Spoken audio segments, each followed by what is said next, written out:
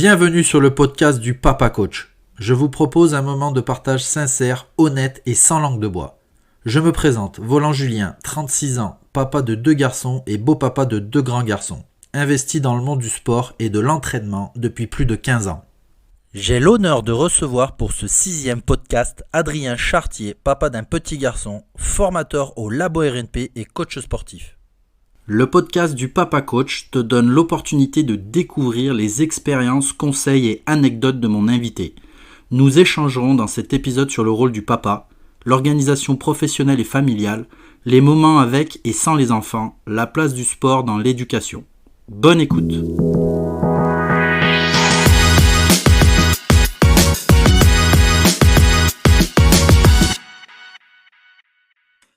Alors, on n'est pas bien là avec le papa Adrien? Nickel, on est bien. Un bon dimanche là, en famille, c'était top. Un bon dimanche, c'est vrai, moi aussi là, on revient de la plage pour ne rien te cacher. Ah, génial. Moi, je peux pas dire pareil, j'ai pas de plage. Mais je Ouais, compatis. C'est je suis content de t'avoir sur ce podcast numéro 6 consacré au papa, comme on en a un petit peu parlé hein, jusqu'à présent. Ce que je vais faire, c'est que je vais te laisser, comme les confrères, te présenter euh, ton métier, tes enfants, etc. Un peu pour amorcer le sujet. Et après, ben, on découlera sur les autres questions tranquilles. avec grand plaisir. Bah, merci déjà de m'accueillir. C'est super. J'ai Merci à toi. adoré tous les podcasts, la vision de chacun parce que c'est super intéressant de voir comment tout le monde peut venir entremêler ces deux vies, entre la vie familiale, professionnelle et les enfants. C'est vrai, c'est vrai, c'est vrai. Donc toi, tu as combien d'enfants? Alors, Tu es issu de quel corps de métier? Même si moi je le sais, mais voilà quoi. pour faire la présentation générale, donc je m'appelle Adrien Chartier, j'ai 39 ans dans quelques mois et je suis papa d'un enfant et qui peut se dédoubler en deux, trois enfants en fonction des jours. Moi, j'en parlerai peut-être après les particularités, mais il a les mêmes que son père. On est tous les deux des gros hyperactifs et et donc dans ma vie, j'ai eu plusieurs métiers, on va dire, deux que j'ai menés de front pendant des années, entre la préparation physique, que j'ai commencé très tôt dans les sports de combat, puis après dans les sports de force. J'ai bossé pendant 6 ans pour une fédé sportive et, euh, et une autre carrière que j'ai fait conjointement, hein, c'était vraiment en même temps, de gendarme. J'étais gendarme pendant, je fais 18 ans en gendarmerie. Et, et l'arrivée de mon enfant a été un gros changement dans ce paradigme. Alors, tu vois, j'en parle rarement de ma carrière en gendarmerie, parce que bon, c'est plus trop d'actualité, etc. Mais ça a joué un grand rôle dans ma vie de papa. Vraiment. Dans ma vie C'est bien, actuelle. c'est bien, Ouais, c'est bien. ou dans le sens où, quand ma femme est tombée enceinte, je me suis dit, OK, c'est le moment d'aller se consacrer vers une seule vie et plus de courir tous les lièvres à la fois, parce que tu sais, je faisais de la prépa physique. Il y avait le travail de gendarme, où bon, après, moi j'étais dans une unité d'intervention, donc c'était cool. Je pouvais quand même m'entraîner tous les jours, mais il y avait quand même beaucoup de boulot. Je formais les gens, je faisais la prépa physique dans mon boulot, mais il y avait aussi la vie avec la fédération, et il y avait encore à côté la boîte que je montais. Et donc ça faisait beaucoup, beaucoup de choses. Et voilà, j'ai dû lever le pied au fur et à mesure, et puis j'ai freiné sur beaucoup d'activités pour me consacrer qu'à une seule à la fin.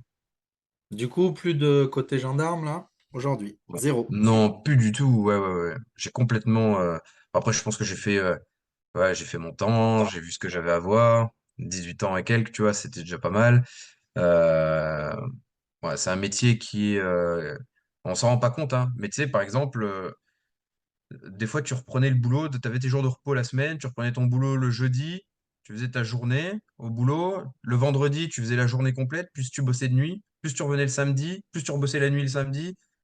Et en fait, t'enchaînais comme ça. Il n'y a pas vraiment de je travaille par poste ou d'équipe. C'est bah non, j'ai des horaires de boulot, de bureau, tu vois, ça peut être du 8h midi, 14h 18h, et tu vas faire la nuit après. Et tu vas Ouais, revenir le lendemain après-midi, bosser, ouais, tu vois. ouais. Alors que tu peux avoir. Et puis, ouais, c'est l'événement qui prime aussi. La gendarmerie, c'est une grande demande de disponibilité. Donc, si tu veux, tu es tout le temps d'astreinte. H24. Et donc ouais, j'avais tout le temps un téléphone collé à moi. Quand on me téléphonait, il fallait que je parte tout de suite. Ça m'arrivait de partir des fois quand j'étais en week-end, des fois quand j'étais en vacances, tu vois. Et donc, voilà, à un moment, je me suis dit, bon, il faut arrêter, ça suffit. Et je voulais passer du temps avec ma famille. Parce que des fois, tu vois, j'étais tous les jours chez moi, mais il y a des fois, pendant 3 4 jours, je pouvais ne pas voir ma famille. Parce que je partais très tôt le matin. Tu sais, le travail, tu peux faire le matin très tôt, Il y a avant que du tout le monde taf. se lève. Et tu pouvais bosser la journée, puis bosser après la nuit. Et finalement, ben, tu voyais personne, quoi. Parce que tu vois, quand toi tu dors, ben, les autres vivent. Et quand et après, tu te réveilles, tu vas bosser, et puis voilà, quoi. Donc, ouais, c'était compliqué. C'était pas tous les jours comme ça, mais la plupart du temps, c'était compliqué. C'est-à-dire que ton fils est arrivé quand tu étais encore gendarme. Il a Ouais, quel âge? donc il va avoir 7 ans. Et donc, quand ma compagne était enceinte, donc c'était en 2016, euh, euh, tu vois, elle était enceinte et pendant la grossesse, à la fin de la grossesse, des petites complications où elle a dû rester alitée, etc. Et donc là, je me disais, bon, elle a besoin, tu vois, de ma présence. Tu vois, parce que jusqu'à présent, bah ouais, j'étais gendarme, donc des fois, bah, pendant une semaine, j'étais pas là. Des fois, c'était 2 3 jours. Mais bon, ouais, on arrivait à vivre comme ça, tu vois, c'est pas grave, quand il n'y a pas d'enfant. Et Ouais, là, tu te dis, bon. Elle est alitée, il faut que je sois plus présent. Et là, je me suis dit, bon, il est temps peut-être de partir. J'ai commencé à réfléchir sur mon départ à ce moment-là, même si je savais que je voulais quitter la gendarmerie, j'attendais ma première retraite. C'est l'avantage ouais, d'être militaire en France, c'est que tu peux partir au bout de 17 ans. Et là, je me suis dit, bon, allez, c'est parti, on va commencer. En plus, il y avait plein de trucs à côté que je voulais vraiment expérimenter. Et puis après, bah, mon fils est né. Et au fur et à mesure des années, tu sais, quand j'avais des repos en semaine, que je pouvais aller chercher mon fils à l'école, je me disais, mais punaise, les parents qui sont là tout le temps, mais qu'est-ce qu'ils ont de la chance, tu vois? Alors que moi, des fois, j'allais le chercher entre midi et deux, mais c'est un stress. Pas parce que ma compagne, elle bosse en usine, donc elle bosse soit du matin, soit d'après-midi. Quoi qu'il en soit, le midi, elle est pas là, tu vois. ouais, Donc j'allais ouais, chercher mon fils à l'école, mais c'était le stress parce que je me disais, s'il y a une intervention, qu'est-ce que j'en fais, tu vois? ouais. Donc voilà. Et j'étais obligé de le récupérer parce que bon, la première année, c'est très très mal passé à l'école. On en parlera peut-être après. Donc voilà, bon, il y a des particularités qui font que la première année d'école, j'ai dû être beaucoup plus présent pour mon fils et je serrais les fesses au boulot. Ouais, Et puis à un moment, ouais, voilà, j'en ai eu marre puis je pense de cumuler pendant tellement d'années 2 3 jobs en même temps, tu vois aussi. ouais. Voilà. Ça pique à un moment donné. On Ouais, essaye de tenir tous les fronts, mais je pense qu'à un moment donné, quand il y a trop de tâches comme ça, ça nous fait faiblir un petit peu. ouais. Et puis tu sais, moi je me dis toujours, on se rend pas compte ce que c'est avoir un enfant tant qu'on l'a pas vu pour la première fois. Et vraiment, la grossesse, je l'ai vécu comme quelque chose d'exceptionnel. Tu vois, je sentais, c'était un petit être là qui arrivait, tu le sens bouger et tout, mais j'étais vraiment un gaga, tu vois. Et quand il est né, j'étais là, waouh. Tu vois, comme si, il est né, j'avais 32 ans, mais comme si il m'avait manqué un truc dans ma vie, tu vois. Et là, je l'ai vu et je me suis dit, ok, c'est pour lui que je dois consacrer ma vie, et pas pour autre chose, parce que la priorité, c'est lui.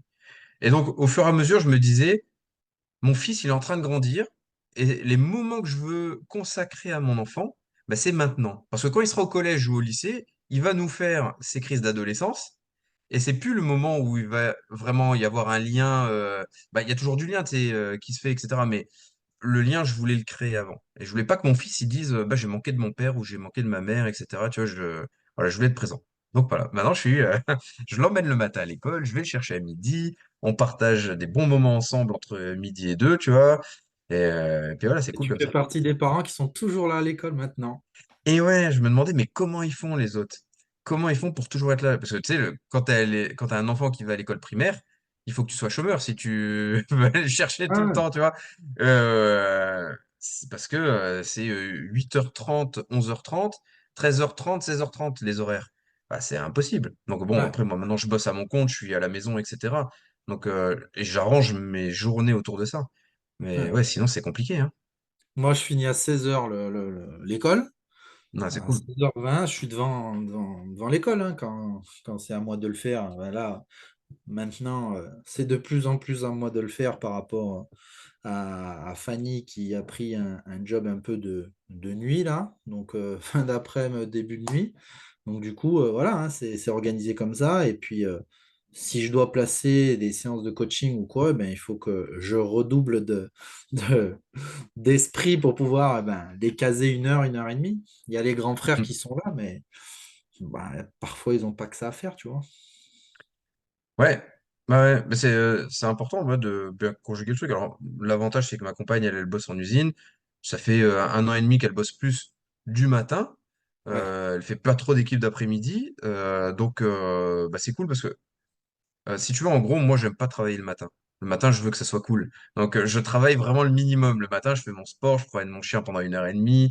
Tu vois, après, je vais chercher mon fils, je fais les bricoles que t'as pas trop envie de faire le matin, tu sais, en général ouais. au boulot. Et puis après, par contre, l'après-midi, moi, j'adore bosser. Donc, je suis un bosseur de l'après-midi et de la soirée. Donc, ma compagne, quand elle rentre du travail, elle s'occupe du petit. Moi, je fais toujours une pause à 4 heures pour être un peu avec lui. Et après, bon, ben, voilà, j'enchaîne le boulot, quoi. Ne me dis pas que c'est une pause Nutella, hein. Bon, pour pas, je vais pas citer, mais Bon, une fois de temps en temps, si, quand même.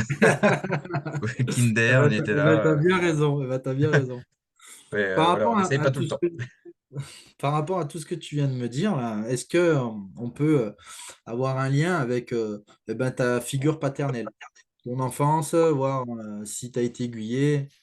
À chaque fois, c'est des fois délicat parce que au final, je vous connais par notre job, mais aller chercher ça, dire Hmm. est-ce qu'il y a des liens qui sont faits, les copains, ils en ont mis en avant parfois, des fois non.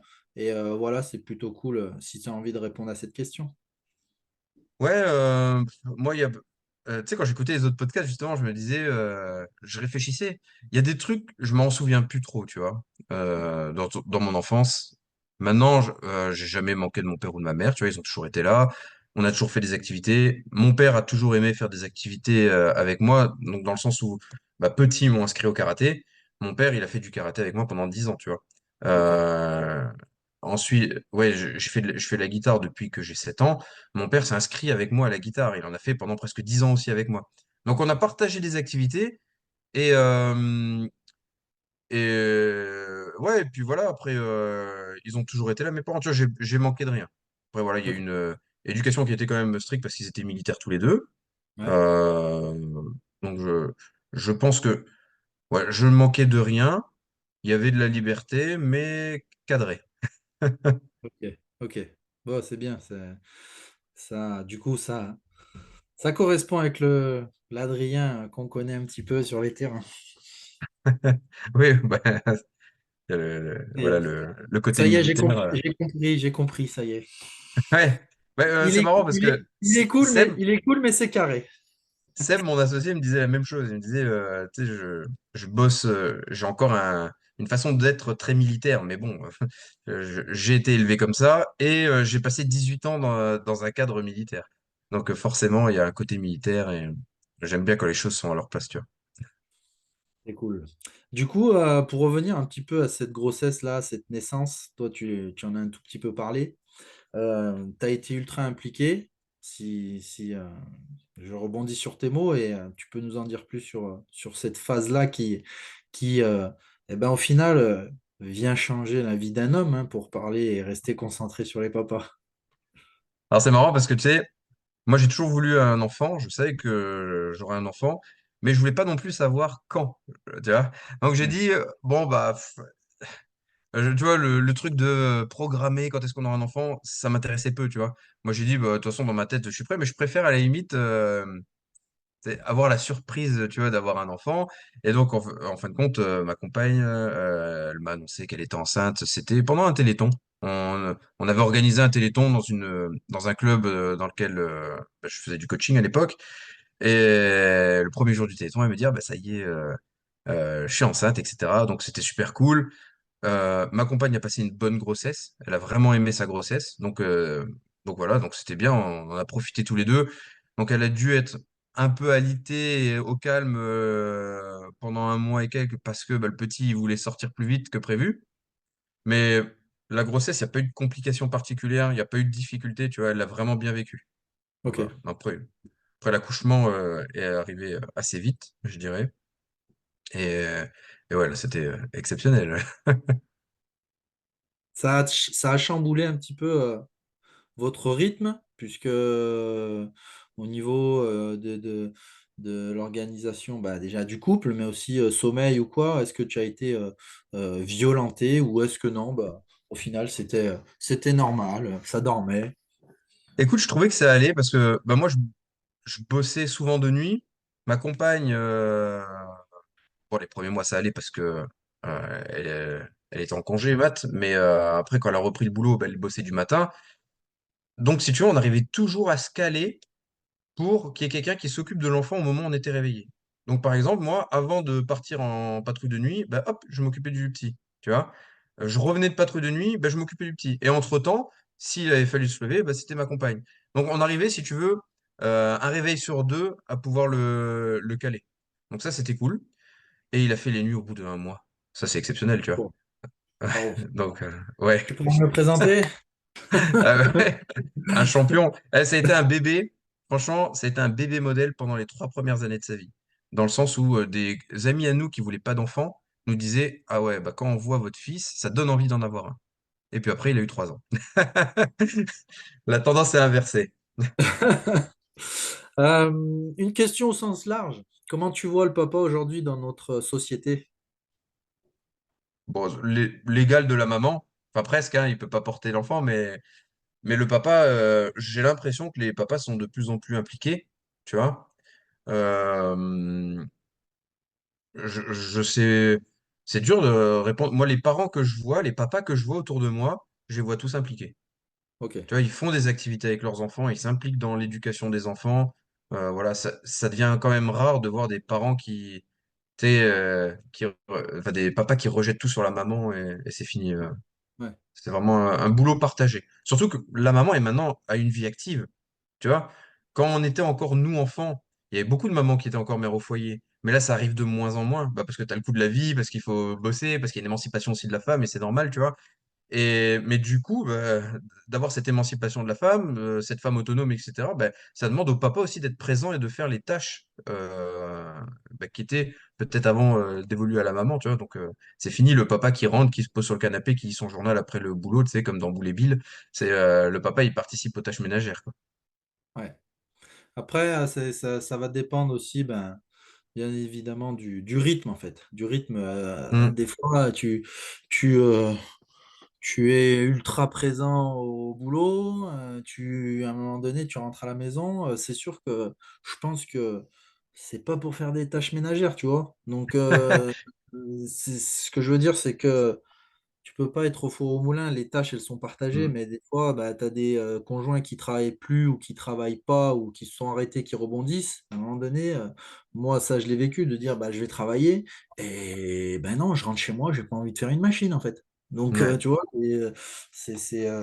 c'est des phases de la vie qui sont comme ça, mais comme tu l'as dit, aujourd'hui, et j'espère que ça va grandir encore comme ça, mais les rôles sont partagés, les rôles sont équilibrés, et j'espère que bah, on n'est pas des cas isolés, mais chez tous les copains, normalement, c'est quand même comme ça. C'est quand même comme ça. Ouais, puis moi j'ai une compagne hyperactive, donc tu sais, elle peut pas rester sans bouger. Il faut absolument Ouais, qu'elle fasse un truc tout le temps. Donc il y a un truc qui traîne, tchoup, ça va être rangé, tu vois. Il y a un truc à faire, à tourner, tu sais, une machine, etc. Hop, ça va être fait dans la seconde. ouais. Donc voilà, on se pose pas trop de questions. Procrastiner, ça n'existe pas, hein. Ouais, non, non, non, non, non, non, non, non. Il faut que les choses soient faites. Elle est pas militaire ni quoi que ce soit, mais elle a cette rigueur Ouais, c'est qui bien. se ressemble, ça semble. Euh, une journée type du papa Adrien, parce que c'est vrai qu'on a parlé au final beaucoup du côté un peu militaire, hein. Mais aujourd'hui, Hmm. je sais que tu es orienté sur d'autres choses. C'est quoi ta journée type ben, d'un point de vue pro et puis aussi famille? Tu en as un petit peu parlé, mais Ouais, bah alors le matin, je me laisse tranquille avec mon fils. Alors, il y a des matins, ça va dépendre en fait aussi le soir parce que j'ai repris des activités sportives plus pour moi, tu vois, parce que ça j'avais arrêté pendant un petit bout de temps, bah, dû à mon ancien boulot, etc., où c'était plus compliqué. Et puis je faisais déjà beaucoup de sport dans mon boulot. Et là, l'idée, c'est, j'ai repris les sports de combat mais en club. Donc là, j'ai repris le karaté, plus précisément, cette saison. Donc les soirs où j'ai, par exemple, karaté, le lendemain, je me lève pas forcément trop tôt non plus, je me lève vers 7 heures, tu vois. Je m'occupe de mon fils, je l'emmène à l'école, etc. Les matins, les soirs où j'ai pas karaté, le matin, je me lève peut-être un peu plus tôt. Je commence à faire des petites tâches, des tâches cailloux, des tâches que t'as pas trop envie de faire. Comme ça, je les fais tout de suite, avant que mon fils se lève. Ensuite, je m'occupe de mon fils. De toute façon, quoi qu'il se passe, c'est moi qui m'occupe de mon fils le matin. On se lève, on se prépare, on va à l'école. Il a 7 ans, il est autonome, tu vois, c'est cool. Bon, toi, tu as aussi des grands qui gravitent autour, donc c'est cool quand ils sont autonomes, tu vois. Ouais. Euh, on va à l'école. En général, après, je rentre, je fais mon sport, je vais promener mon chien. Comme j'aime bien faire des grosses promenades avec mon chien, c'est un gros chien, tu vois, qui demande des promenades longues. Donc, je fais souvent 1 heure et demie de promenade. Bon, on arrive, il est l'heure d'aller chercher le petit presque. Et là, je vais chercher le petit. On passe le temps de midi ensemble. Et là, c'est soit la maman, soit moi qui le ramène à 13 heures à l'école. Par contre, là, après, je bosse. Voilà. Là, je bosse non-stop jusqu'au soir. Si j'ai Et après, quoi qu'il se passe, c'est soit j'ai mon activité sportive le soir, je vais au sport, soit j'ai pas sport, ben, je vais m'arrêter vers 18 heures, je passe du temps avec mon fils, et une fois qu'il est au lit, vers 20h30, 21 heures, je reprends 2 3 heures de boulot, tu vois. Ça peut m'arriver, j'essaie d'arrêter de bosser vers 22 heures 22h30. Donc, Ok. j'optimise mon temps le soir pour que ça soit très très rapide et je me disperse un peu moins, tu vois, le soir que l'après-midi. Ouais. Donc voilà, full Du coup, focus sur le travail.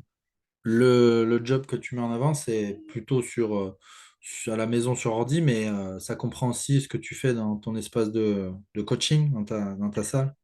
Ouais, alors donc le travail varie. Parce que, bon, il y a maintenant plus de 3 ans, on a monté un organisme de formation.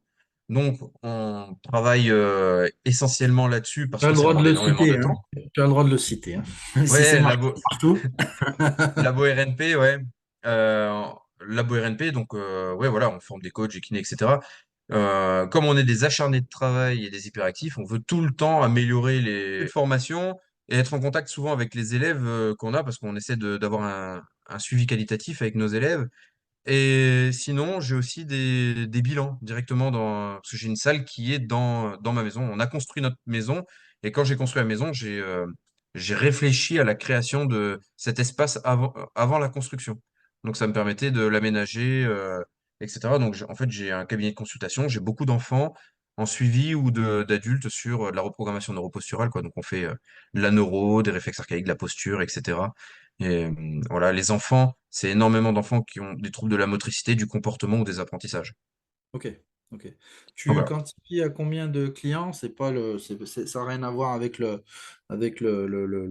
côté sportif, mais ça te fait voir beaucoup de monde au final. Ça me fait pas mal de monde parce que il y a aussi, tu sais, je fais des séjours récréatifs pendant les vacances scolaires où là j'ai beaucoup d'enfants pendant une semaine. J'ai une douzaine d'enfants pendant une semaine. Je bosse essentiellement, c'est des stages à thème, hein.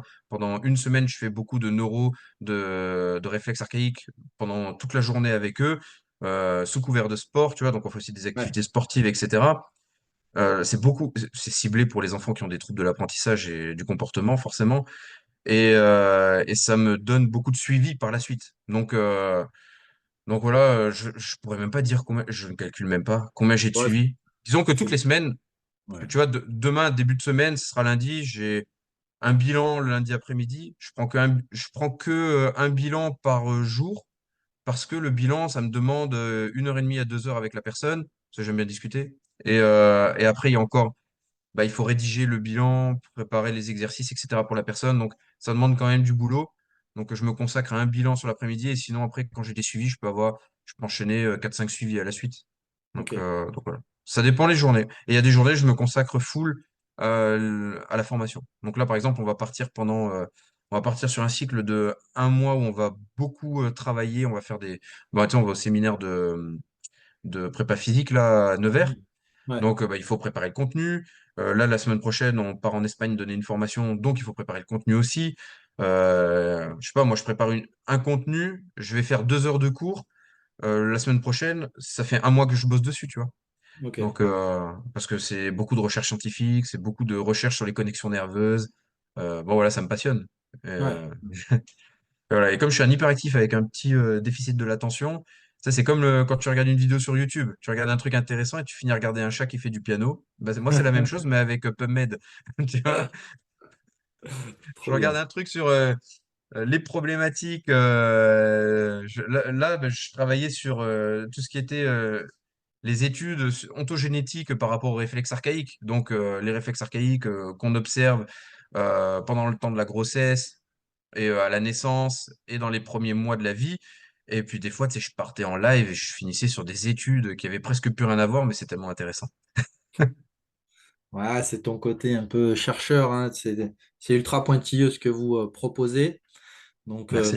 on va en reparler un petit peu là, ce lien avec les enfants qui est ultra intéressant. Et au Mm. final, euh, on n'est pas sur le même côté d'une box de CrossFit qui propose des cours pour bouger aux enfants et c'est déjà énorme. Toi, tu as encore un autre côté. On en parlera tout à l'heure si tu le veux bien. Ouais. Et qui est complémentaire du coup au box de CrossFit, hein, du coup. Exactement, Mais, exactement.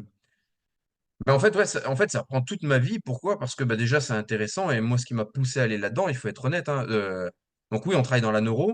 On est trois. On a trois spécialités différentes, on va dire, parce que t'as Romain qui s'occupe d'athlètes de haut niveau. T'as Ouais. Sébastien qui fait un peu des monsieur, madame, tout le monde. Et puis moi qui me suis un peu plus spécialisé dans les troubles émotionnels, on va dire, et les troubles du comportement chez les enfants.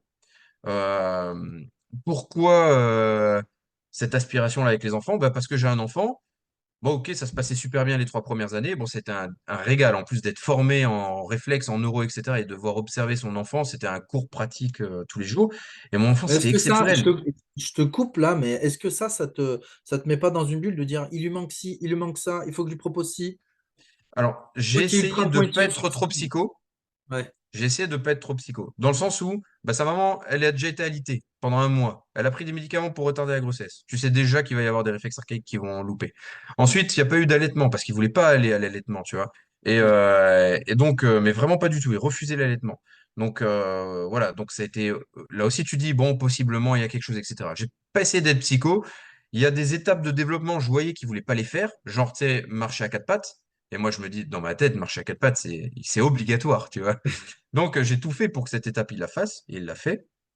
Et après, sur le reste, j'ai pas trop appuyé, j'ai pas fait le psycho. Mais peut-être que j'aurais dû plus, tu vois. Mais c'est un double sens aussi, tu peux pas savoir. Parce que là, justement, mon fils, à 3 ans, il va à l'école, carnage, il tape tout le monde, alors que c'était l'enfant modèle. Tu te rappelles ce que je te disais, les 3 premières années, tout le monde voulait notre enfant, tellement c'était exceptionnel.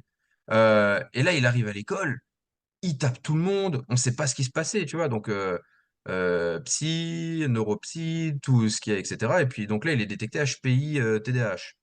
Et donc, on lui dit, ouais, mais il a une frustration parce qu'à l'école, bah, ça va pas assez vite pour lui. Donc, il y a un retard entre les compétences cognitives et l'émotion, et il l'exprime en faisant des coups. Et comme il était toute la journée à l'école à cause de mon boulot de gendarme qui me demandait une astreinte permanente, bah là, j'ai dit, OK, je l'enlève du périscolaire pour au moins qu'il soit avec moi et qu'il souffle, parce qu'en fait, c'est un enfant qui avait besoin de bouger, d'être actif, plutôt que d'être assis toute la journée à l'école. Ben, moi, je vais le prendre avec moi. Pendant le temps de midi, ben, il va bouger avec moi, et puis après, je le remets à l'école. Et là, du jour au lendemain, boum, exceptionnel. On est reparti dans l'enfant nickel. Et bon, après, aussi, dialogue avec l'école pour qu'il lui lâche la grappe sur des trucs qu'il trouvait futiles et qu'il complexifie certaines tâches, tu vois. Donc voilà.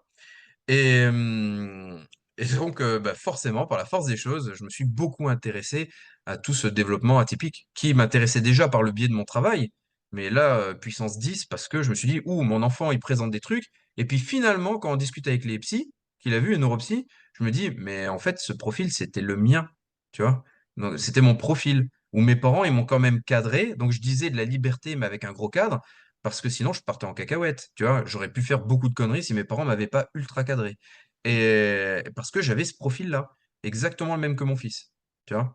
Et quand tu es adulte, tu arrives à compenser, mais il y a des choses que je vois en mon fils, en fait, c'était tout simplement moi, et c'est moi encore, tu vois, à l'heure actuelle. Donc voilà. Donc forcément, c'est passionnant de travailler à la fois sur ton fils, sur toi, et sur des gens que tu peux aider. Parce que tu t'aperçois que bah, il y a de plus en plus d'enfants qui ont des problématiques, des troubles neurodéveloppementaux et, euh, et que les prises en charge, bah, elles sont très compliquées.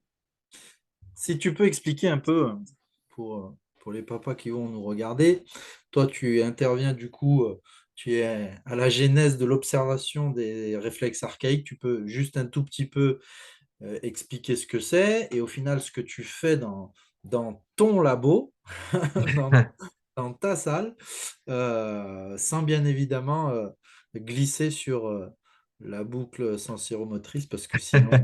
Ouais, non, on va pas y aller là-dessus. Moi, les réflexes archaïques, il faut se dire, c'est ce que l'enfant il développe parce que c'est un héritage de 3 millions d'années de l'être humain. Donc, tu vois, l'être humain, il avait besoin de développer des capacités de survie quand il était à l'époque des hommes des cavernes.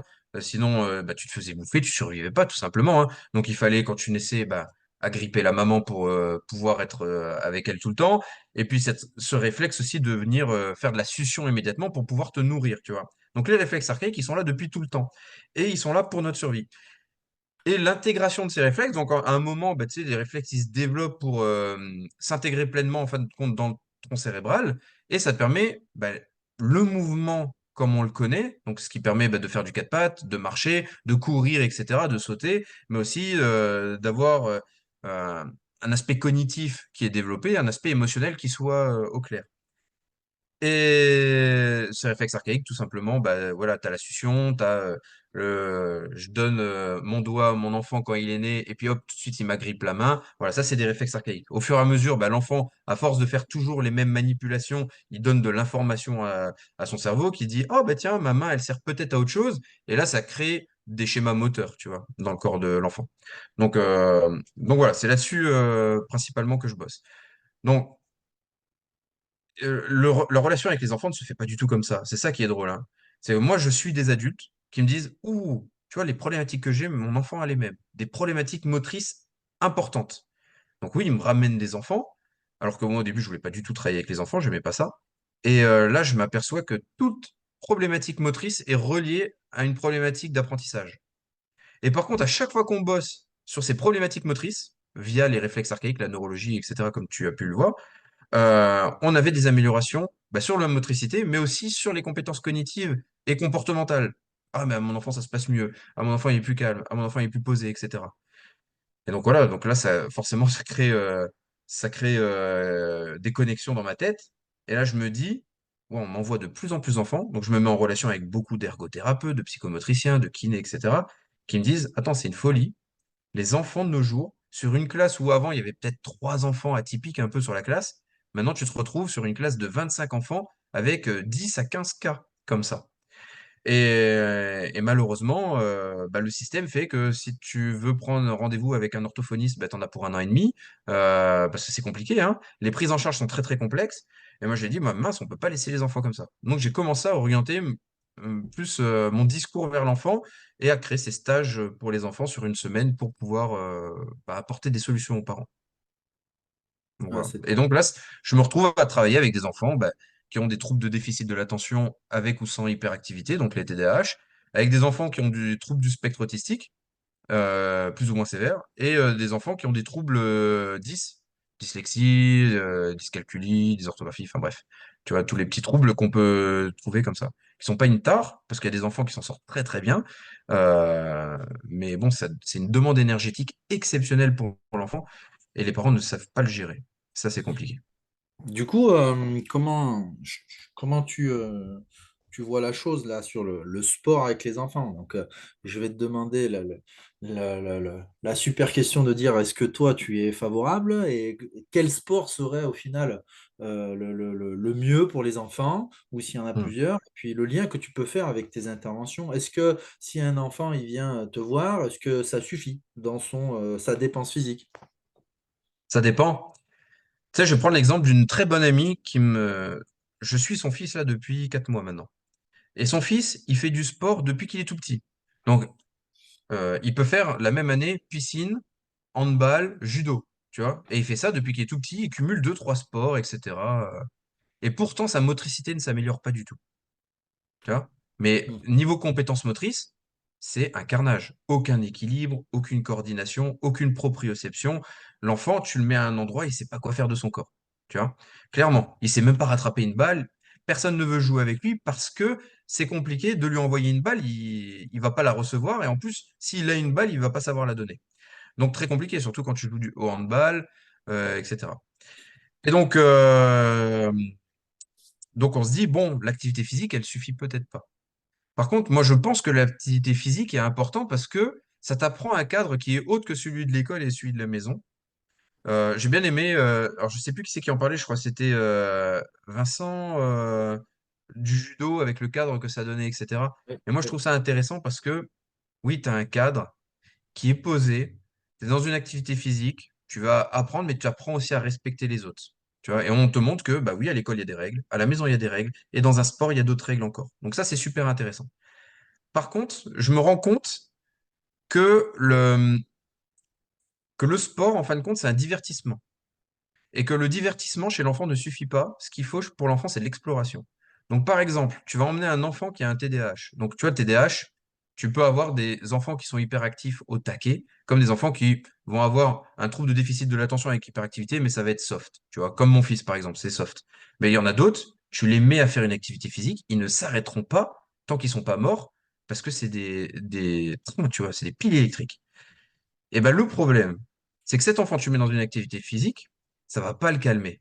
Tu vois, c'est bien parce que ça va lui apprendre un cadre. Et il faut qu'il ait ce cadre quand il est TDAH. Très, très important. Par contre, ce qui lui, il lui faudrait peut-être, ben, c'est plutôt aller faire une grosse balade en forêt, tu vois, pendant 2 3 heures. Parce que là, c'était dans l'exploration. Et le corps humain, en vrai, 3 millions d'héritages, tu vois, d'années d'héritage. Donc, on est plus fait pour vivre dehors, à l'échelle de ces 3 millions d'années, que de vivre en intérieur confortable. Et tout ce qu'on va proposer aux enfants, bah, les emmener dans les trampolines parks, les emmener dans les kiddie play, les trucs comme ça, tu vois, c'est super, hein, moi je le fais avec le mien. Bah, ça remplacera jamais l'exploration qu'il va avoir dehors, jouer dehors, se rouler dans la boue, aller en forêt, etc. Parce que quand tu les emmènes faire de l'exploration, bah, ils sont toujours plus apaisés, calmes, et tu le vois dans les jours d'après, tu vois. Et même si c'est dans un cadre aussi sécurisé, nous, on habite dans une résidence à 4 étages et puis en bas, on a un parc là fermé. Donc, la responsabilité, elle est là de se dire, ben, moi, Pablo, il descend avec Sandro, ou des fois, il descend seul, mais il descend les 4 étages seul. Il doit sortir, il n'y a pas de route à traverser, tu vois, mais il a des manipulations à faire pour dire, ça y est, je me retrouve dans le parc, je ferme le parc derrière moi, je suis avec les copains de la résidence.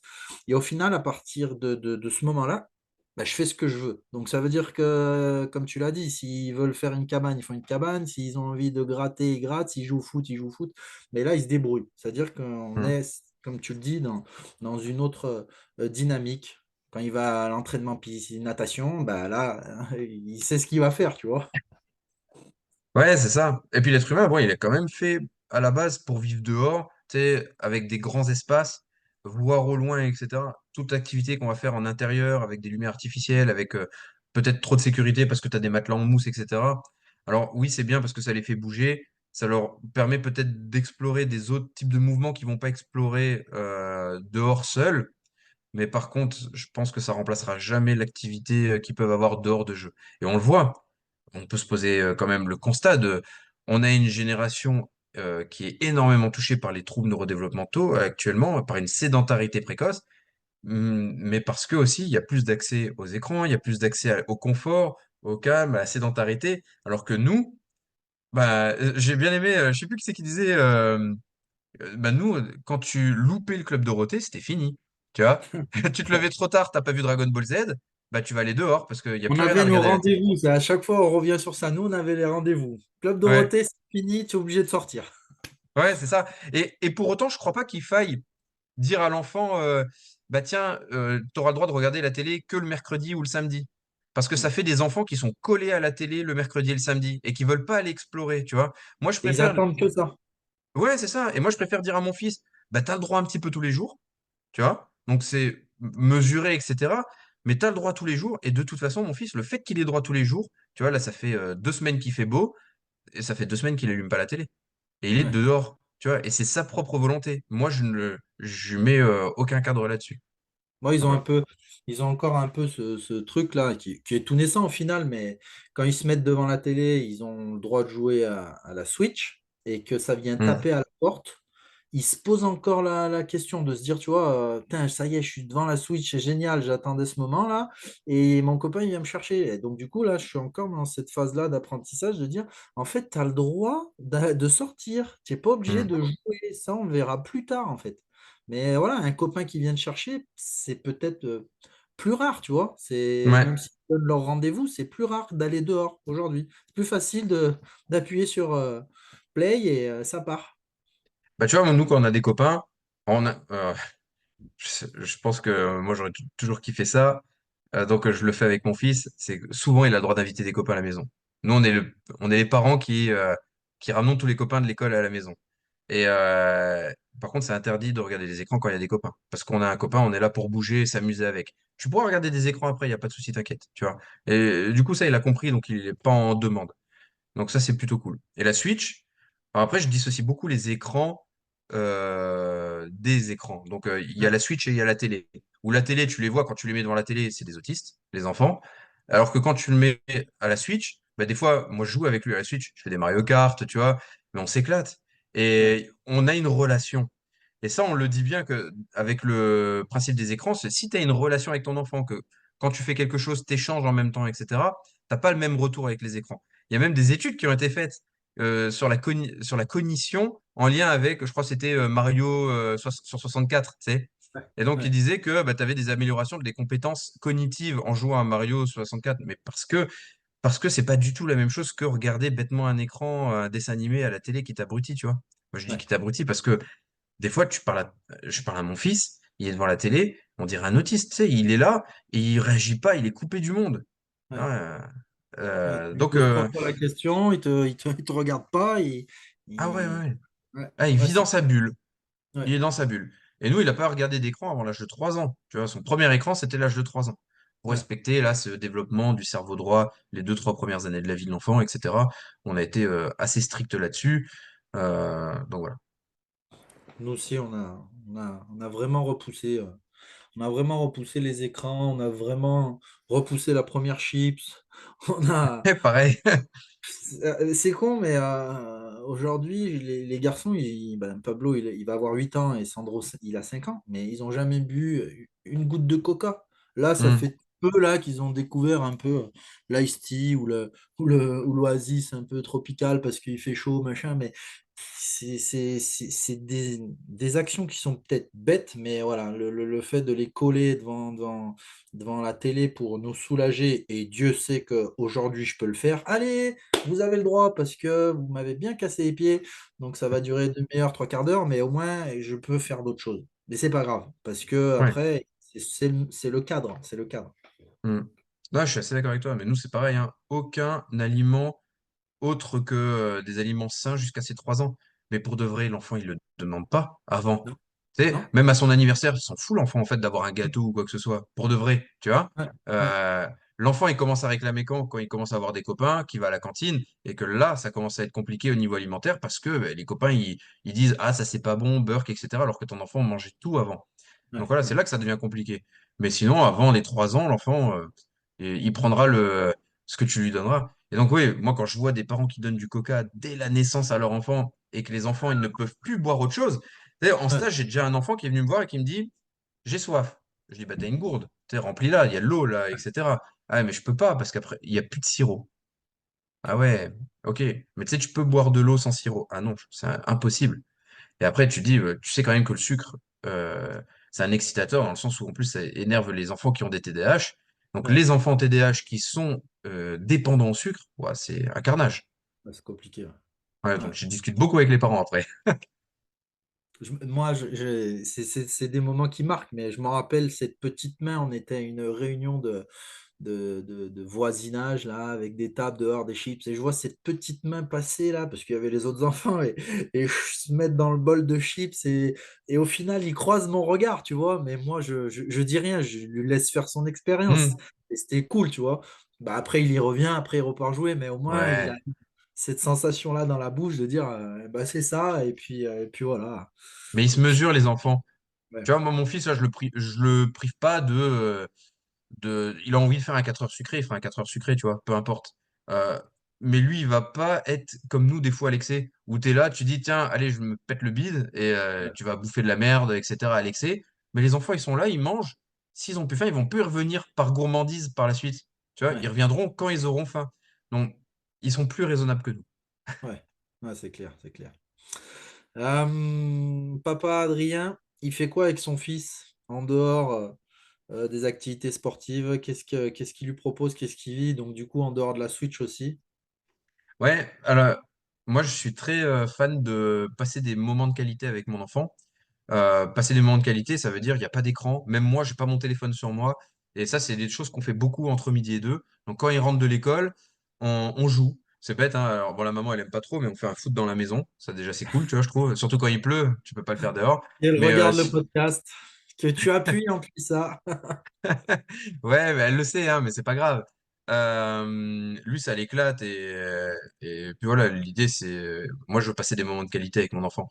Donc, on fait du foot, on prépare un repas, après, on va jouer dehors. On peut jouer dehors pendant 1 heure. Euh, il est beaucoup demandeur d'aller promener le chien avec moi, donc on va souvent promener le chien ensemble. Bon, c'est des plus petites balades que quand moi je suis seul, mais c'est quand même cool. Tu vois, on partage ce moment-là. Après, c'est bête, tu sais, les mercredis, quand je le garde, bah, moi je fais mon sport le mercredi matin. Depuis bébé, il vient avec moi dans la salle de sport. Il emmène ses jouets. Même des fois, il fait un peu de sport. Il dit, tiens, je m'échauffe, il saute partout. Et je me dis, d'un côté, moi je le force pas à faire du sport, même s'il en fait à côté, mais il s'imprègne, tu vois, de l'atmosphère sportive. Et puis après, bon, bah, des fois, quand c'est les vacances scolaires, tu sais, on part une demi-journée en forêt, on visite beaucoup de choses pour de vrai. J'essaie de lui faire voir la majorité des choses qu'on peut voir. Tu vois, j'essaie de l'ouvrir vraiment sur plein de trucs. Là, tu vois, ça va être les vacances scolaires. Pour nous, la semaine prochaine, on va partir en vacances. Enfin, on va travailler. Nous, on redonne un séminaire en Espagne. J'emmène la Ouais, famille avec. Et là, on va aller découvrir plein de choses. On va aller faire beaucoup de plages, etc. Mais voilà, je passe beaucoup de moments avec lui. Des fois, et je lui dis, c'est toi qui choisis l'activité. Tu sais, des fois, il me ouais, dit, viens, on va jouer aux petites voitures. Et on joue aux petites voitures pendant 3 quarts d'heure.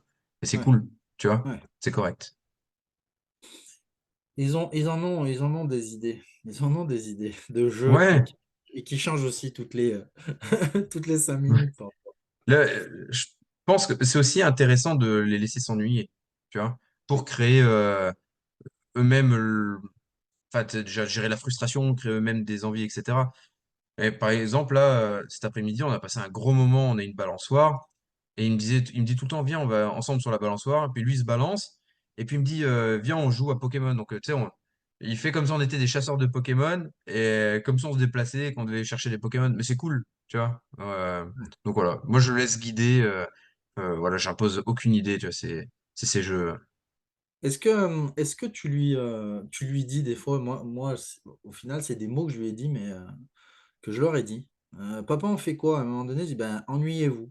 Tu vois, c'est sorti tout seul, mais dans ce côté-là de dire, oui, il faut que tu t'ennuies. Il faut que tu t'ennuies parce que bah, aujourd'hui, tu as eu ton moment télé, voilà, maintenant, tu as joué à tes jeux préférés, ben, maintenant, qu'est-ce que tu peux faire? Et parce que bah, papa, maintenant, là, il doit faire ça. Donc, qu'est-ce que tu peux faire? Donc, est-ce que ça, tu t'es amené à lui dire aussi violemment que moi, mais c'est Non, sorti je tout lui seul. dis peut-être pas tu t'ennuies, mais tu sais, quand on dit bon, stop télé, stop écran, etc., vis ta vie, Ouais. bah lui, il choisit ce qu'il veut. Il s'ennuie pour de vrai. Franchement, il s'ennuie jamais. Les enfants, ils ont toujours une idée, tu vois. Ouais, Donc, soit ouais. il va dehors, il joue. On a un bon terrain. Moi, j'habite dans l'est de la France, en Moselle. C'est pas très cher les terrains, tu vois. Donc, on a des bons terrains avec les maisons. On a des poules, donc on a un grand espace pour les poules. Il prend des pelles, il creuse la terre, il construit des trucs, il joue avec les poules, c'est lui qui va récolter les œufs. Des fois, il va dans sa chambre, des fois, il lit, des fois, il joue. Franchement, il s'ennuie pas pour de vrai, il trouve toujours une solution. Ah ouais, ouais, ouais, il trouve toujours une solution. Il fait quoi comme sport là? Tu as dit qu'il était. Il fait de l'athlétisme, mais pas par conviction. Ok, ok. C'est parce qu'il y a sa chérie alors, il est amoureux de la même petite chérie depuis qu'il a 2 ans. Ils étaient ensemble chez la nourrice et ils sont ensemble à l'école. Et forcément, elle fait de l'athlétisme. Donc, lui, il fait de l'athlétisme. Est-ce qu'il aime ça? Est-ce qu'il aime ça au final? Écoute, quand il sort de l'athlétisme, il est content. Il a déjà Bon, fait 2 petites compétitions kids. Tu sais, c'est de l'éveil. l'éveil Ouais, ouais. d'athlétisme. Moi, je suis allé avec lui 2 fois. Je l'ai vu s'éclater. Donc, je trouve ça cool. Maintenant, là, tu vois, il me réclame depuis 2 semaines. Je veux aller faire de la lutte parce qu'il y a des copains de sa classe qui font de la lutte. Je dis, bah, écoute, si tu veux faire de la lutte, tu vas faire de la lutte.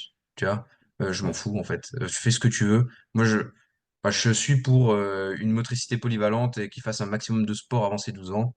Euh, je- Qu'il soit champion ou pas, je m'en fous, tu vois.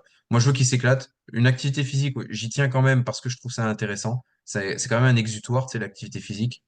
Euh, et moi, ça m'a appris à me canaliser, où j'étais un enfant hyper actif et un peu colérique, tu vois.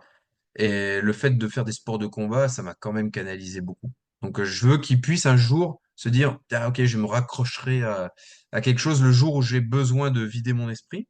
Et il fait de la musique aussi. Donc, on l'a inscrit à l'éveil musical cette année. Et, euh, et donc, tu sais, l'éveil musical, ils font des chansons, ils apprennent les notes. Et tous les samedis, ils vont visiter un autre prof dans l'école de musique. Et un jour, la prof, là, elle nous interpelle à la fin de la classe. C'était il y a un mois et demi. Elle nous dit, waouh, il faut que je vous parle. On allait découvrir le saxophone. Votre fils, il était émerveillé. Je l'ai jamais vu comme ça. Ah bon? Ok. On lui en parle. Il nous dit, ah ouais, je veux faire du saxophone. Ça, j'aurais jamais pensé au saxophone, tu vois, de ma vie. Moi, je fais de la guitare. Sa mère, elle aurait bien aimé qu'il fasse du piano. Lui, il nous parlait de batterie. Et il a tout vu un peu, là, cette année. Et là, il nous dit saxophone. Bon, ben, la semaine d'après, on louait un saxophone dans une école de musique et on l'inscrivait au saxophone, tu vois. On n'a même pas réfléchi. Il voulait le faire. Ok, on te donne la possibilité de le faire tout de suite. Cool. C'est assez Donc large, hein, voilà. c'est bien. Ouais, et Là, puis s'éclate, là. sur ce sujet-là, c'est là où je rebondis un peu. C'est parfois difficile, en fonction de notre milieu, de dire bah, je vais faire plusieurs sports à mon fils, d'un point de vue associatif, les licences, à mi-parcours. Voilà, donc le message, il peut être large. Dire bah, moi, ils font ce qu'ils veulent hein, comme sport, j'oriente en rien tant qu'ils bougent. Mais c'est Hmm. vrai qu'il y a ce petit côté là aussi de dire ben, c'est devenu dur à un moment donné. Et quand ils ont fait du cyclisme, il y a eu des fois où c'était dur et il y avait ce plaisir, mais c'était dur. Donc, Hmm. cet âge-là, c'est un peu bizarre. Et côté natation aussi, pareil, c'est ludique, etc. Mais il rentre, il est éclaté. Il dit, ben, quand c'est quand c'est dur, en fait, c'est pas le moment de partir. Il faut encore un peu attendre, tu vois, et Hmm. se laisser découvrir les choses parce que c'est un moment de la vie qui est important et ça passe par le sport. Et Ah, tu mais vois, complètement. d'un point de vue pécunier, ça reste difficile de dire, bah, tu veux faire ça? Bah, vas-y, on y va. Dans 3 mois, Ah non, mais euh, par contre, quand je dis ça, c'est tu t'es engagé sur un sport, tu vas aller jusqu'au ouais, bout de l'année. Tu vois? Sauf si ouais, maintenant il se passe quelque chose. C'était une discussion que j'avais aussi avec quelqu'un là qui était là hier, avec son enfant, qui disait, ah, mais mon enfant, il ne veut plus aller faire tel sport parce que bah, il se sent pas bien du tout dans l'activité, mais il ouais, se sent pas bien, hein, il le vit très mal. Je dis, ok, bon, peut-être que là, il faut changer de sport. Tu vois, il faut, si ton enfant, il y va contre-cœur parce que bah, ça se passe pas bien, qu'il y a des éléments perturbateurs qui font que ça va pas, peut-être qu'il faut changer de sport. Mais bon, te dire, t'as signé pour un sport, tu vas aller jusqu'au bout, ça, c'est aussi apprendre de la rigueur. Moi, si ouais. mes parents, à chaque fois que je leur avais dit quand j'étais gamin, je veux pas aller au karaté ce soir, ils m'avaient dit, ok, n'y va pas. Bon, ben, j'aurais pas passé de BPGEPS dans ma vie par la suite parce que j'aurais arrêté les sports de combat, tu vois. Alors que, tu vois, c'est ma passion depuis que je suis gamin. Ouais. Moi, je Non, il faut pense une que certaine rigueur. je leur ai jamais dit, je veux pas y aller, je pense. Ça a été. Ouais. Non, mais moi, il y a peut-être des fois où le karaté commence à m'embêter. Tu sais, quand tu commences à grandir, que tu as envie un peu de taper, tu es dans cette recherche martiale, peut-être un peu moins. En tout cas, c'était mon cas, où je voulais plus aller vers les sports de contact. Donc, je suis parti vers la boxe thaï, boxe française, kickboxing, MMA. Et maintenant, je reviens vers ce côté martial parce que bah, j'ai fait le tour. Ça fait plus de 20 ans que je fais du pied-point. Là, je reviens vers ce côté martial, voilà, pour la philosophie et puis tout le reste. Et puis parce que ça vieillit un petit peu aussi, quand même. Faut voir les Ouais, choses comme elles sont, hein. Les charges, on ne souffle plus les mêmes, on soulève plus les mêmes. On essaye de rester actif et, répondre aux demandes des enfants, parce que c'est ça, hein, de dire bah, papa, je veux faire ci, viens, on va marcher, viens, on va courir, viens, on va. Voilà, c'est notre but, mais je pense que maintenant, on est un peu réfléchi sur notre capacité à bouger. Ouais, et encore, je pense que, ouais, tu vois, je vois quand j'étais encore gendarme où tous les ans, tu avais quand même des épreuves sportives, où on avait des stages spécifiques avec notre unité, où on était évalué, etc. Où je me dis, j'ai quitté mon ancien boulot donc à 36 ans et, euh, et j'étais à un summum de ma forme, tu vois, Ouais, où euh, bah, tu sais, j'encadrais toutes les séances de prépa physique sur ma compagnie, donc j'avais plus de 100 gendarmes. J'encadrais les séances qu'avec les jeunes. Je me suis jamais fait mettre à l'amende par un jeune, que ce soit en course à pied, en renfort musculaire, sur des circuits training ou quoi que ce soit, tu vois. Mais on partait des fois, tu sais, faire des marches pendant 2 jours dans la forêt avec bivouac et tout, tu sais, tu dors dans la forêt la nuit, etc. Bah, moi, je voyais par rapport bah, aux plus jeunes, il n'y a pas de souci, je me suis jamais plaint, je suis un endurant, enfin, je suis pas un endurant, je suis un résistant. Et c'est pas pareil, parce que je suis pas du tout endurant. Mais, euh, mais voilà, je pense que l'état d'esprit était là, etc.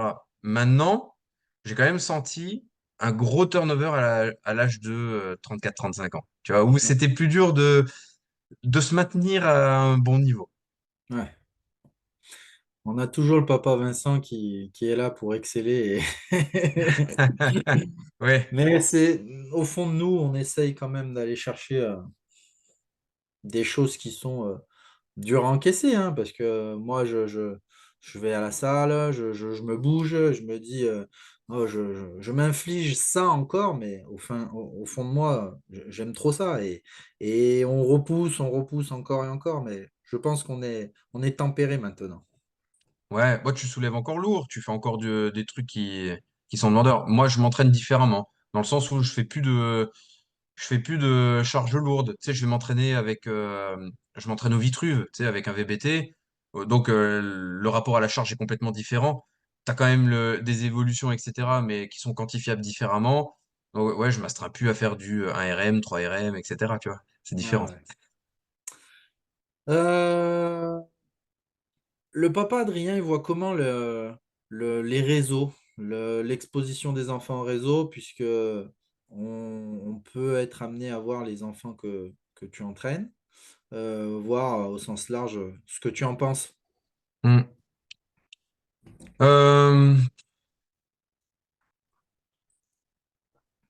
je pense qu'il faut pas en abuser. Et alors moi, j'utilise des fois les enfants pour montrer la possibilité de travail qu'on va avoir sur eux. Donc, il y a des fois, il y a mon enfant qui passe sur les réseaux. Alors ça, c'est très récent, hein, parce que jusque il y a un an, je le faisais pas du tout. Il allait jamais sur les réseaux sociaux, mon enfant. Mais dû aussi à mon ancienne profession, tu vois, où bah, j'ai fait 15 ans dans la même ville. Tous les Lascars me connaissaient très très bien, tu vois. Et donc, ils savaient où j'habitais. Donc, je voulais pas non plus qu'il y ait d'ambiguïté, même si j'ai jamais eu de soucis, hein. Et là, je relâche un peu plus la pression. Donc, des fois, je le mets quand je fais des exercices. Des fois, je mets d'autres enfants. Et souvent, les enfants que je mets, c'est des enfants d'amis, tu vois, qui me donnent l'autorisation et je demande à l'enfant, qu'est-ce Ouais, que t'en penses, etc. Et c'est toujours dans le sens où, ben, parce que j'ai observé quelque chose de cool ou quelque chose qui pourrait aider d'autres personnes. ouais, Maintenant, je pense qu'il faut pas abuser. Déjà, il faudrait pas mettre tes enfants tous les jours sur les réseaux sociaux. Quand je vois des enfants qui, tu sais, tu les emmènes à la plage et ils sont à poil sur les réseaux sociaux, ah, ça, je kiffe pas parce que les réseaux sociaux, c'est quand même l'ouverture vers beaucoup de dérives. toutes les portes, ouverture à Et tu toutes sais les qu'il y portes. il y a des gens, j'ai vu ça là il y a peu de temps. La plupart des photos qui sont retrouvent sur les sites pédophiles, c'est des photos que des parents ont mis de leurs enfants quand ils étaient à la mer sur Facebook ou Instagram. Et donc, c'est ça qui alimente voilà, la grosse majorité des réseaux pédophiles. Donc C'est pour attention. ça, c'est pour ça que je le vois de plus en plus tous les jours. Après, voilà, l'algorithme a fait que ben, je suis de plus en plus connecté ben, avec les papas, mais papa, maman, il y a trop d'enfants. Ça, c'est mon point de vue. Il y a trop d'enfants. Je pense que on a des messages à faire passer c'est ultra important. C'est pour ça que toi, tu as cette frontière-là de dire, ben, je, je veux montrer quelque chose. Et c'est pour ça que je voulais échanger avec toi, mais tu mets en avant des exercices pour les enfants, des situations, et le terrain, au final, on s'en éloigne de plus en plus. Donc, comment faire? Donc, c'est cadré, c'est dans l'ordre du sport. Je vais pas lui coller un smiley toutes les 5 minutes sur la figure, même si tu pourrais le faire, tu vois, mais ça reste du sain par rapport au Mm, cul qu'on peut voir à la plage. Mais voilà, c'est pour ça que moi, depuis qu'ils sont nés, au final, j'ai jamais mis une seule fois leur figure. Et parce que, ouais, mm. je crains, en fait, je crains, j'ai pas envie Ouais, je qu'on ait comprends. ces photos. Je comprends entièrement. Je sais aussi ce que je me disais. Là, ce qui m'a fait pencher un peu dans la balance, c'est le fait d'intégrer une équipe pluridisciplinaire. C'est une équipe associative qui s'est créée bah, il y en a un peu partout dans tous les départements maintenant, mais c'est originaire de chez nous. Ça s'appelle Typique Atypique. C'est une association pour les parents des enfants qui ont des problématiques, bah, 10, TSA, TDAH, etc. Et je me rends compte, bah, parce que ça fait quand même plusieurs fois que j'interviens avec eux sur des conférences, des congrès, des séminaires, etc., enfin des ateliers. Et je me rends compte que les parents, ils ne savent pas du tout quoi faire. Et donc, tu vois, ça fait quoi? Ça fait 2 mois là, une semaine sur deux. En fait, je prends une thématique que je développe sur 2 semaines. Une semaine pour les enfants et une semaine plus pour les adultes, les sportifs, etc. Tu vois. Et donc, j'ai mis en place ça bah, pour montrer aux parents qu'il y a des possibilités pour leurs enfants. C'est surtout ça. Donc voilà. Ouais, Parce que j'ai beaucoup de retours. Je mets une vidéo avec un enfant parce qu'il a des problématiques ou parce qu'on a réussi à faire quelque chose de sympa et j'ai des retours mais énormes. Et il y a tellement de parents qui sont en galère. Moi, je me rendais pas compte jusqu'à ce ouais, que j'intègre cette association-là, ouais. Typique Atypique. C'est Donc pour voilà. ça que il faut qu'on vive aussi avec notre temps, ça fait partie de notre milieu, on doit s'en servir pour véhiculer des bons messages. Nous, on fait partie de ces gens-là au final. C'est pour ça que, comme Mm. on disait avec Seb, nous, on est entiers. Donc au final, on veut faire passer des messages qui sont sains, il n'y a rien derrière. Si ça fait gagner des suivis, des coachings, ben, tant mieux, mais c'est vraiment sain. Ces messages-là, ils sont Mm. sains. Et moi, je le vois comme ça dans tout ce que tu publies et j'ai les yeux grands ouverts, tu vois. Ouais, pour de vrai, moi, je cherche même pas du coaching, dans le sens où Ouais, bah, on a une activité principale qui est la formation, ouais, qui me suffit. Moi, si je fais des suivis à l'heure actuelle, c'est parce qu'il y a des gens qui en ont besoin et qui ouais, viennent me voir, tu vois. Et, et quand j'interviens dans un groupe de parole avec 20 enfants, avec 20 parents d'enfants qui ont des grosses problématiques et qui me disent, ah, mais comment on peut faire pour avoir un suivi? Mais je dis, mais moi, je suis pas là pour vous vendre des suivis, je suis là pour essayer de vous apporter peut-être des options, rester ouvert. mm, Mais tu vois, je vais même pas pour remplir mon agenda et je leur dis, je prends pas forcément des rendez-vous, tu vois. ouais, ouais, Parce que l'objectif, c'est pas ça, c'est juste montrer qu'il y a des possibilités différentes et voilà, aiguiller au mieux les parents, voilà, qu'il y ait une ouverture d'esprit et qu'ils comprennent aussi qu'on peut faire quelque chose et qu'on n'est pas obligé bah, tu sais, de subir. c'est clair, Parce que c'est clair. les parents subissent, hein. Moi, j'ai vu, là, j'étais dans un groupe de parole il y a 3 semaines, 20 parents, j'ai vu des gens pleurer et tout, mais c'est impressionnant. Impressionnant. On a le droit d'être débordé, on a le droit de ne pas savoir au final, hein, parce que on le répète tout le temps, il n'y a pas de guide. Et face à Mm. des situations comme ça, et en plus qui explose, hein, comme tu l'as dit, dans la classe de Pablo. Je ne vais pas dire que c'est le seul qui n'a pas été déclaré HP, mais dans mon cas, je me dis, ben, tant mieux. Voilà. Il vit son rythme Ah oui, oui, tranquille. Le vrai rythme. Le vrai rythme de l'enfant, si tu écorches encore les mots, tu mets ton doigt sur la lecture, tu pètes les plombs, voilà, mais c'est le vrai rythme, à mes oui. yeux. Parce que maintenant, dès il y a une addition qui est faite, on est, on est super intelligent. On est super intelligent, donc il faut aiguiller, aider, et je pense que ça n'existe pas encore assez pour le coup, hein, parce que tu te retrouves dans cette situation, tu te dis, bah, qu'est-ce qui se passe? Mon enfant, il a un problème. Ouais. Il n'y a rien de bien à dire, ouais, j'ai un enfant HPI ou TDAH, hein. Un enfant Ah, ouais, HPI, même si c'est un peu un mot à la mode, etc., cette notion d'HPI qui est très ambiguë, parce que tu es très entre le TDAH aussi et les ouais, troubles du spectre autistique. Moi, quand on a commencé à faire les tests avec mon fils, parce que bon, on était dans une incompréhension qui a duré plusieurs mois à l'école, euh, là, on s'est dit, je me disais, j'espère qu'il va pas être détecté HPI ou TDAH. Tu vois? Ouais, Moi, je ouais, veux que mon fils, il grandisse avec ses potes, qu'il soit dans la même classe tout le temps, qu'on change pas d'école, qu'on change pas de rythme, que, tu vois, je voulais pas qu'il y ait de soucis. Et après, j'ai de la chance dans le sens où c'est un gros compensateur et puis il sait se conformer à ce qu'on lui demande. Donc, ça passe. Même si des fois des fois un petit peu plus dur, etc. On voit ces trucs de HPI là qui reviennent de temps en temps, mais ouais, moi, ouais, je priais pour pas qu'il y ait ça. Et puis quand je rencontre des parents qui ont vraiment des difficultés, je me dis, oh, c'est pas vivable pour eux. C'est ouais, vraiment pas vivable. T'as des enfants, c'est insupportable. Et moi, je m'en rends ouais. vite compte, puisque maintenant, je suis que des enfants qui ont ça. Quand j'ai un enfant qui arrive avec un TDAH, qui arrive dans ma salle, qui me retourne tout, tu vois, mais parce qu'il ne sait pas se contrôler. Tu peux Hmm. lui dire 20 000 fois, contrôle-toi, arrête. Non, il ne peut pas se contrôler, c'est physique, tu vois. Et, et ces enfants, bah, c'est pareil à l'école, c'est pareil partout. C'est très compliqué pour les parents qui sont souvent en dépression, hein. Est-ce que les parents, ils te les jettent, en fait, je pense, dans tes séances? Bah, les parents qui viennent me voir, il y a quand même une certaine motivation, Ouais, ils tu savent vois. pourquoi. Ouais, Ouais, et puis parce que déjà, le prix de la consultation, il est quand même déjà assez élevé, tu vois. Donc, il faut qu'ils soient impliqués. Et donc, souvent, c'est des parents qui sont vraiment impliqués et qui cherchent des solutions pour leurs enfants. ouais, Moi, j'ai jamais rencontré encore de parents qui disent, allez, tu vois, démerde-toi. ouais. J'ai toujours un bon discours quand les parents ils m'emmènent leurs enfants là sur les semaines sportives. Des fois, je reste pendant trois quarts d'heure à parler avec les parents à la fin. Parce qu'ils posent des questions. Ils sont là, ah ouais, alors, qu'est-ce que vous avez fait aujourd'hui et qu'est-ce que ça donne, et etc. Tu vois, où Tu j'ai une leur donnes maman quand des même. outils pour la maison aussi?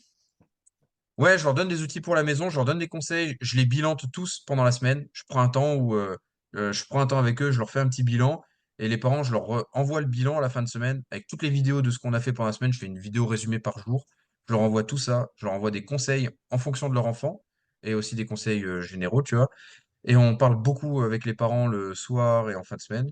Et une maman, tu vois, premier jour, elle me pose ses enfants, trois enfants. Et le soir, elle me dit alors, comment c'était les enfants? Ben, je dis, ah ben, je pense qu'il y a un enfant, ben, tu sais, qui est daltonien, un autre enfant qui a ça, un autre enfant qui a ça. Elle dit, ah ouais, vous l'avez vu là, comme ça, sur une journée? Je dis, bah oui, parce qu'on fait beaucoup de situations et que j'ai vu ça. Elle dit, ah ouais, parce qu'à l'école, ben, il y en a, ils l'ont toujours pas remarqué. Ouais, Ah ouais, ouais. non, là, c'est chaud. Tu vois, c'est chaud, ça se remarque tout de suite. Euh, mais bon. C'est vrai que par rapport à ça, moi, à chaque fois que j'ai eu un bilan de l'école, c'est pas pour critiquer, mais j'ai toujours, il voit pas ou il a un problème ou je sais pas quoi. Ah ok, on va aller voir vraiment, on va aller consulter Hmm. vraiment et puis on va pas stresser et on va faire les choses de notre côté aussi, tu vois, parce que ça va vite, hein, ça fuse et ça va vite. Ouais. Ouais, ouais. C'est important, mais je pense que ça va vite. Ouais, ça Puis serait être un bien de. bon parent, ça s'apprend pas, hein.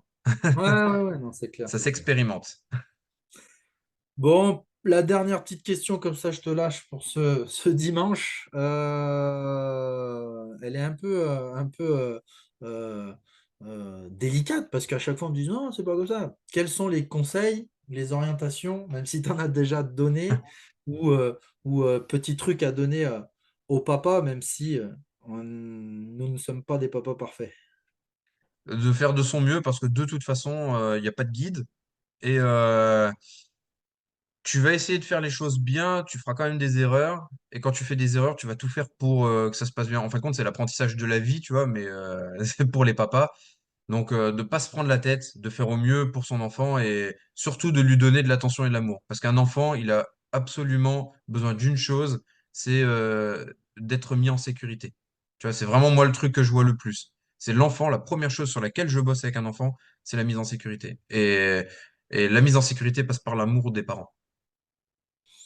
Eh ben, merci beaucoup, Adrien, pour ce podcast numéro 6. Ça a été Merci top à toi.